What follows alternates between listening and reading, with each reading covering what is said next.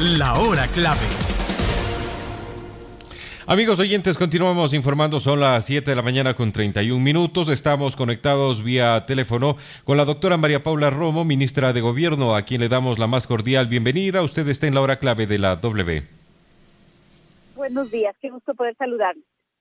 Doctora, ¿me permitirá usted comenzar por un evento que ha marcado titulares el día de ayer, precisamente referente al posible juicio político que tendrá que enfrentar?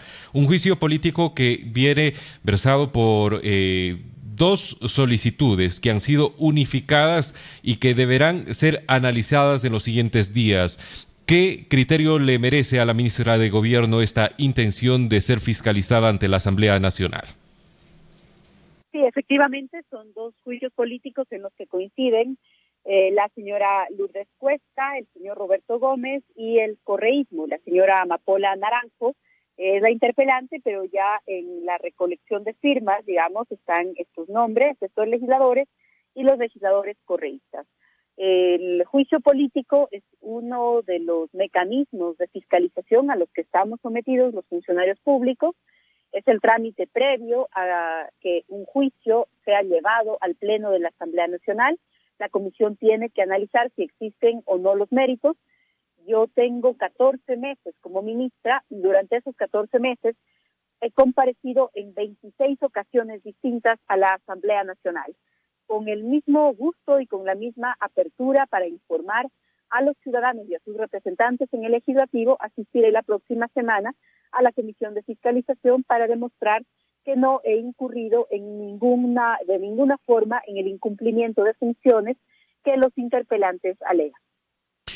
Ministra, lo que se manifiesta en estas dos solicitudes de juicio político es que se busca tener claro cuál es la injerencia que tiene usted en la seguridad ciudadana, en el uso de recursos públicos y también en las diferentes crisis carcelarias que hubo en el país.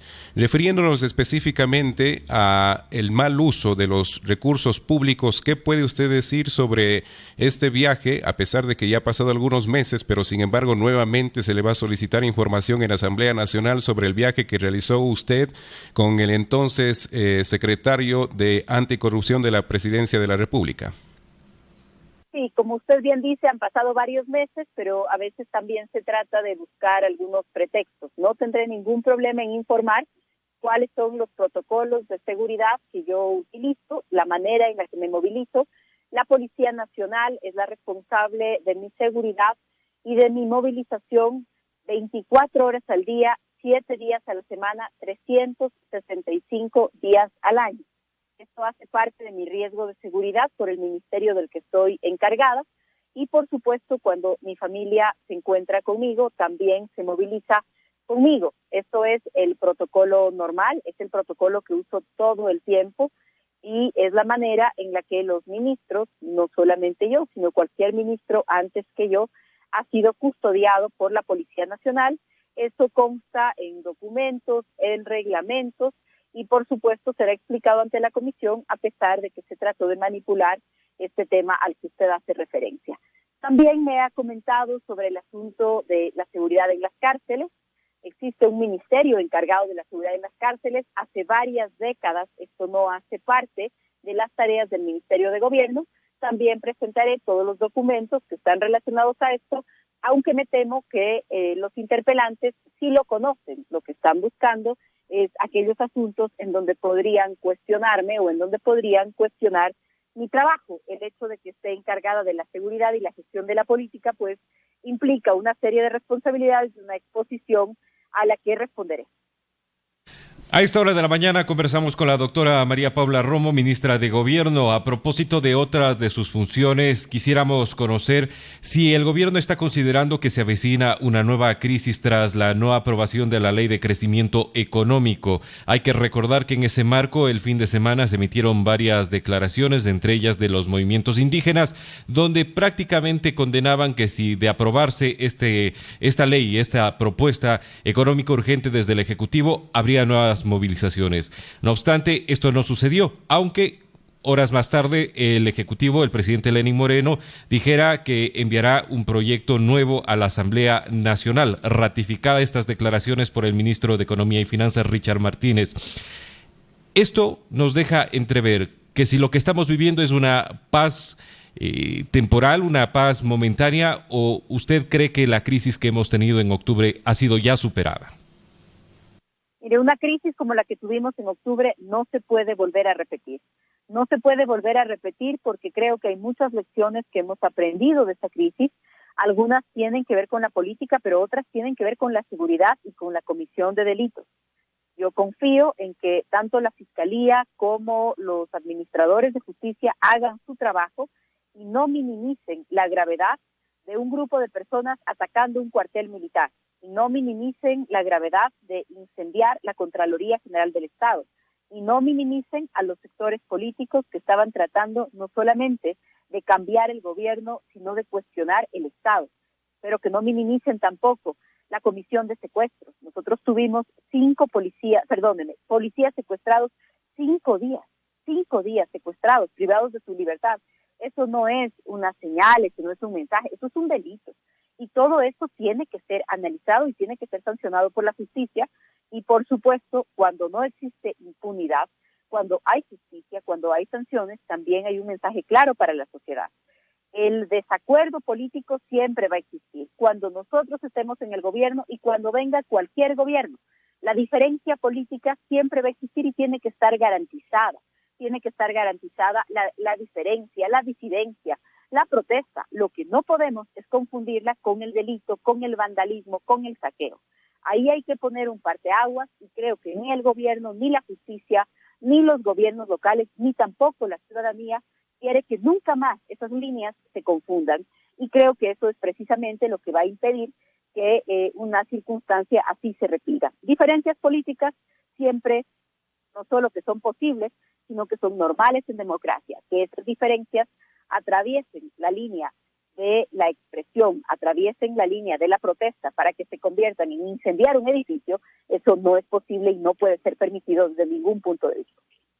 A pesar de que en estas solicitudes de juicio político no se menciona de manera explícita que usted deba presentar las pruebas de descargo sobre las últimas manifestaciones en el país. Sin embargo, la asambleísta Lourdes Cuesta ha sabido indicar que esto es parte de la seguridad ciudadana y que sería importante que usted rinda cuentas sobre los heridos, sobre la gran cantidad de heridos en el país y sobre todo por las personas que fallecieron. Eso por una parte. Y por otra parte, ¿qué se ha pensado desde el gobierno nacional, desde el mismo Ministerio de Gobierno sobre los diferentes escenarios que pudimos observar a través de las redes sociales? ¿Un posible control, una posible restricción, si cabe el término, en meses posteriores? ¿Qué es lo que se ha pensado sobre lo que se pudo también observar a través de las redes? Respondo sus dos preguntas. Primero, sobre el tema de rendir cuentas de los asuntos que están relacionados con el paro. Lo hemos hecho y lo vamos a seguir haciendo. Yo ya comparecí para entregar un informe sobre la actuación de la Policía Nacional ante la Comisión Especializada Permanente de Relaciones Internacionales y Soberanía. Esta es la comisión natural de control tanto de defensa como de gobierno. Ante esta comisión comparecimos de inmediato el ministro Jarrín y yo, así lo hicimos, y la comisión tiene ya un informe sobre nuestra actuación. El Pleno de la Asamblea Nacional trató también este asunto y se conformó una comisión especial, una comisión ocasional, que está presidida en este momento por el asambleísta Fernando Burbano. La comisión que investiga los hechos del paro también ha sesionado, ha convocado a diferentes actores políticos y sociales y ante esa comisión también hemos comparecido. Es muy importante rendir cuentas de los actos para los funcionarios públicos. Y nosotros como gobierno somos los más interesados, somos los primeros interesados en que se conozca todo lo sucedido en la violencia de octubre. Y así lo hemos hecho, lo vamos a seguir haciendo. Por supuesto, a propósito de mi comparecencia a la Comisión de Fiscalización, también compartiré esa información y esos datos con los legisladores. Me preguntaba usted sobre qué otras medidas se están considerando. Han escuchado ya al ministro de Defensa, lo que tiene que ver con el tratamiento de sus directrices. El Ministerio de Defensa ha emitido ya algunas directrices en escenarios que pudieran ser similares a los que vivimos el mes pasado, y desde el punto de vista del Ministerio de Gobierno estamos coordinando no solo con Defensa, sino también con algunos gobiernos locales. Quito debe tener un plan especial en su condición de capital, está particularmente expuesta a riesgos como los que vimos. La teoría, el análisis de los temas de seguridad se refiere a estos escenarios como escenarios de crisis híbridas. No habíamos tenido algo similar en el país, pero es una alerta de que este tipo de crisis pueden suceder, sucedieron, y vamos a estar preparados para cualquier escenario similar. Doctora Romo, me permito hacerle llegar una consulta que a través de la línea de WhatsApp de la radio nos ha llegado y nos dicen si hubo o se pidió dinero a cambio de la liberación de los policías supuestamente secuestrados. Dice este mensaje porque una cosa es secuestro y otra cosa es retención. Es así entonces que me ratifico en la consulta de nuestro amigo o amiga oyente. ¿Hubo quizás durante esos momentos que supuestamente se secuestró a un grupo de policías el intento o el intercambio de dinero por la liberación de ellos? Es muy importante la pregunta que hace su público, mi estimado Juan Fernando, porque Aló, doctora Romo, no sé si usted nos escucha, tenemos un problema en la comunicación. Sí, yo los escucho bien, más bien le consulto si usted me está escuchando. ¿Me escucha ahí? Perfecto, Muy le bien. podemos escuchar. Mire. Entonces. Nuevamente tenemos otro problema, inconveniente con la comunicación, no sé si usted está quizás movilizándose de algún punto a otro punto porque se ha cortado. Sí, aquí. Juan Fernando, deme un segundo que me localizo de mejor manera. Perfecto. Estamos conversando a esta hora de la mañana con la doctora María Paula Romo, ministra de Gobierno. Varios temas ya los hemos estado tocando en el tiempo que estamos durante esta entrevista. Primero que nada... ¿Aló? Ahora creo que podemos comunicarnos. ¿Ahí me escucha bien? Perfecto, doctora. Estábamos consultándole sobre si hubo intercambio o no. Escuché. Ya, perfecto. Escuché la pregunta y la agradezco porque es una pregunta muy importante. Seguro su radio escucha, un abogado o un estudiante de derecho, porque hace una pregunta correcta. Según el Código Penal, hay dos tipos de secuestro. Hay dos tipos de secuestro. El secuestro que solamente, bueno, no solamente, es muy grave. Hay el secuestro que implica la retención de una persona, el privarle de su libertad, el impedirle movilizarse, el impedirle tener la libertad para salir o entrar de un lugar. Y hay otro tipo de secuestro que se llama secuestro extorsivo. El secuestro extorsivo es cuando a cambio de la libertad de una persona se requiere algo. Se puede hablar de dinero, o se puede hablar de una condición, o se puede hablar de la liberación de otra persona, o de que usted haga o deje de hacer determinada cosa. Esta es la diferencia entre un secuestro seco, un secuestro plano, o un secuestro extorsivo. Ambos son delitos y será la Fiscalía la que determine en cada caso, porque tuvimos muchos casos distintos, en cada caso si se trató de un secuestro de privación de libertad o de un secuestro en donde además se incluía alguna forma de extorsión, lo que lo convierte en un tipo penal más grave. Doctora, el día domingo tuve la oportunidad de conversar con el defensor del pueblo. Él ofrecía cifras entregadas a la CIDH a propósito de la misión que ha levantado las investigaciones de parte y parte para esclarecer los eventos del paro nacional. ¿Por qué estas cifras? Y la misma pregunta se la hice al doctor Freddy Carrión. ¿Por qué estas cifras no coinciden con las de gobierno? Bueno, ante la CIDH también hemos entregado toda la información para que pueda pronunciarse, para que pueda hacer un análisis, y no sé a qué cifras en particular se refiere, porque me voy a referir, por ejemplo, para poder responder su pregunta, a las cifras sobre el número de personas fallecidas en el contexto del paro. Ahí la Defensoría del Pueblo en un inicio hablaba de 7, de 9, de 11. En el caso de cada uno de los nombres ahí citados por la Defensoría, nosotros hemos ofrecido la información necesaria, pero por supuesto no creemos que, por ejemplo, un accidente de tránsito sea atribuible a la actuación del Estado. Esto no es correcto. Habrá que hacer una buena diferencia entre lamentables, siempre lamentables, pérdidas humanas que se dieron en el contexto del paro y cuáles de esas podrían ser atribuidas a la fuerza pública, a la actuación de la fuerza pública o peor todavía, a la responsabilidad estatal. Esa es la diferencia fundamental que tenemos. Y permítame ponerle el caso de la única persona fallecida en la provincia del Azuay. En el Azuay tuvimos la primera persona, el primer ciudadano que falleció en el contexto del paro, el señor Chilpe. El señor Chilpe murió como consecuencia del impacto de un vehículo. Un vehículo lo impactó, provocando su muerte. La ambulancia no pudo llegar. Esto sucedió en la vía Molleturo-Naranjal y precisamente esto se da en un cruce o en un bloqueo en donde los manifestantes habían interrumpido el paso durante algunos días, lo interrumpieron durante muchos días. Cuenca fue una de las ciudades más afectadas por el desabastecimiento. En uno de estos lugares se interrumpe el paso, un ciudadano particular en un carro particular, no sé si por la desesperación, si por la violencia, si por la angustia, eso yo ya no lo puedo conocer, pero es un ciudadano particular que trata de evadir los obstáculos que le habían puesto los manifestantes y termina impactando a una de las personas que estaban ahí. Esto, por ejemplo, ¿es responsabilidad del Estado? De ninguna manera. No es responsabilidad ni del Estado, ni del gobierno, ni de la policía, y por eso algunas cifras no coinciden, porque la Defensoría del Pueblo en ciertos casos los ha puesto como consecuencia de la actuación de la fuerza, lo que no es cierto. Otros sí se están investigando. De todos los casos a los que hace referencia la Defensoría, hay 2 casos que se investigan como muerte violenta. Muerte violenta significa que hubo una participación de alguna persona externa, pero en ningún caso estamos hablando de armas de fuego. Todo esto tendrá que ser analizado por la Fiscalía General.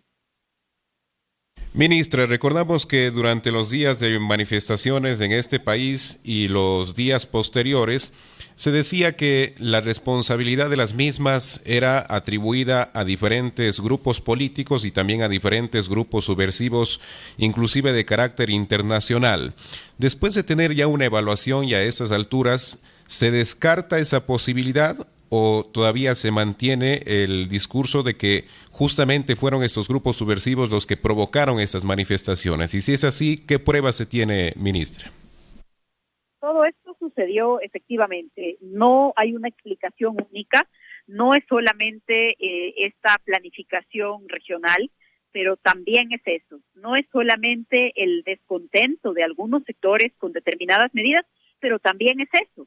No podemos dejar de mirar todos los componentes que tuvimos en esa crisis y hay que separarlos porque cada uno merece una respuesta distinta.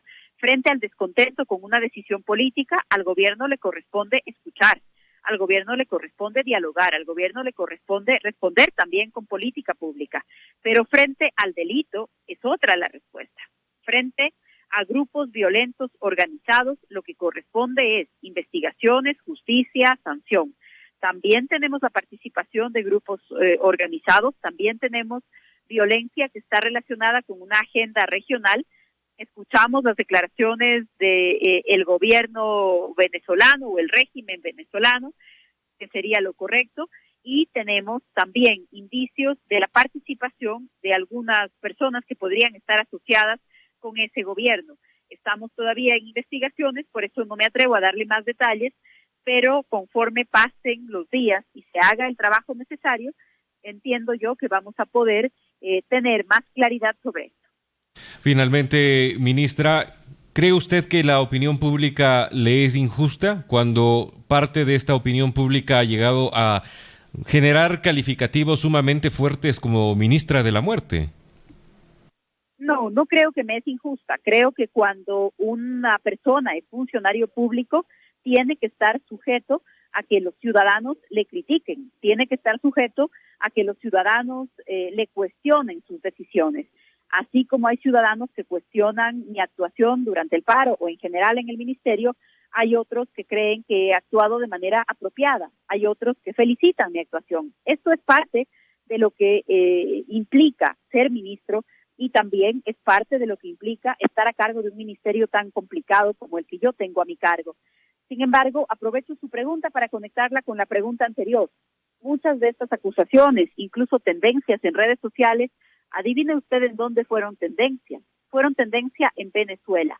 Y realmente no creo que se trate de que los ciudadanos venezolanos están juzgando mi actuación, sino que hay una manipulación muy fuerte de la opinión pública con la utilización de redes sociales y de noticias falsas, y espero que nosotros no caigamos en generalizaciones. Yo como funcionaria siempre estaré expuesta a las críticas, siempre estaré expuesta a los comentarios, y eso implica pues que algunos estarán de acuerdo y otros estarán en contra de las decisiones que tomemos. Eso es vivir en democracia, aunque cueste mucho aprenderlo o reaprenderlo después de estar sujetos a autoritarios durante tantos años. Doctora Romo, como siempre, un gusto y muy agradecido quedamos nosotros, la W, y además también nuestra audiencia, de poder escuchar estas declaraciones, el análisis y también lo que el gobierno y el Ministerio de Gobierno prevé para los siguientes días cuando nuevamente se están tratando temas delicados en el contexto nacional. Con mucho gusto, siempre qué bueno que he tenido la oportunidad de dialogar con ustedes, que hace tiempo no había tenido esa suerte. Saludos a usted y a sus oyentes. La doctora María Paula Romo nos acompañó en la hora clave. Ella es ministra de Gobierno. Si usted se perdió parte de esta entrevista, puede reprisarla en cualquier momento a través de nuestras redes sociales. Pausa comercial y volvemos. Inicia publicidad en la W. En Trujillo Plaza Market encuentras lo que necesitas en ferretería.